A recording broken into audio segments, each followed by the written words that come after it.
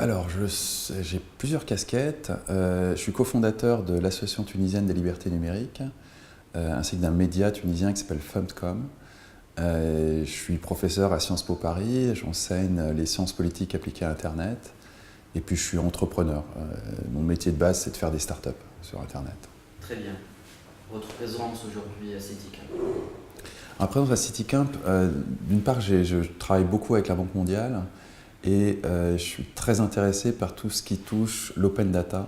Et les CityCamp, c'est l'occasion d'aborder l'open data dans une dimension municipale et locale. Et c'est un sujet qui, en général, passe derrière les grands projets d'open data nationaux, que ce soit en Tunisie ou ailleurs. Et là, le CityCamp permet d'avoir un focus sur des problématiques très locales. Et on a beaucoup d'exemples qui montrent qu'effectivement, ça peut être une bonne façon d'aborder le problème, l'hyperlocal. Alors, je suis venu avec un projet qui est plus de l'open data que du data journalisme. Je fais partie des gens qui considèrent que l'open data n'est pas l'apanage des journalistes et que de toute façon, il y a besoin de compétences scientifiques pour aborder la data et qu'en général, les journalistes n'ont pas de formation scientifique.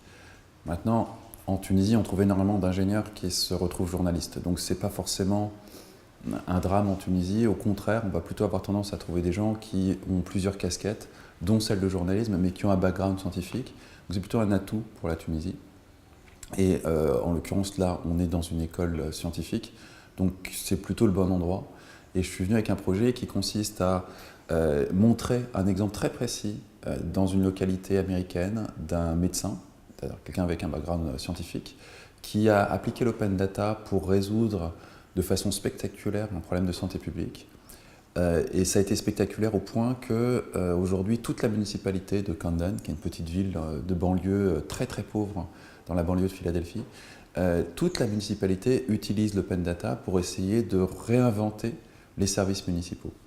Comment voyez-vous l'application de cette solution en Tunisie?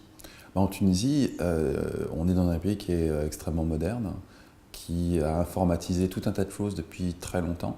Donc on a la data. Il faut aller la chercher.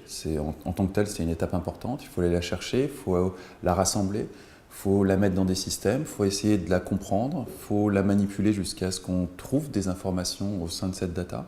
Et à partir de là, il faut réfléchir à la façon, à ce que la donnée nous donne comme information, ce qu'elle nous dit, ce qu'elle nous raconte d'une ville, que ce soit Bizerte ou une autre, et la façon dont elle nous permet d'aborder un problème différemment.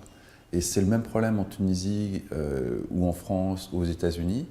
La Tunisie a ça de particulier que les problèmes sont critiques, mais l'informatique et la gestion des données est tout ce qu'il y a de plus moderne. Donc les solutions sont tout à fait à portée de main. Si on prend la même approche méthodologique, les solutions sont tout à fait à portée de main.